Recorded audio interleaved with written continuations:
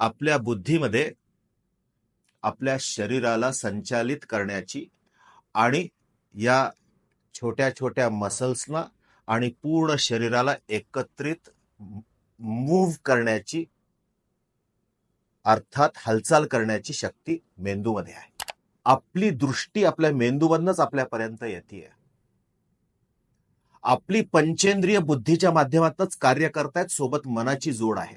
आपली कर्मेंद्रिय बुद्धीच्या मार्गाने आपण वेगवान करू शकतो. आपल्याला क्षणाक्षणाला या आयुष्यामध्ये निर्णय घ्यावे लागतात. आपल्याला या आयुष्यामध्ये क्षणाक्षणाला अनेक गुंतागुंतींचे विषय सोडवावे लागतात. याच बुद्धीकडे बुद्ध्यांक जसा आहे तसाच भावनांकाचा पण जबाबदारीचा विषय आहे. ॲमिगडाला नावाची जी ग्रंथी आहे ती याच मेंदूच्या सेंटरला आहे, जिथे आपल्या सगळ्या भावभावनांचं आंदोलन आपण कसे फेस करतोय आपल्याला माहिती आहे.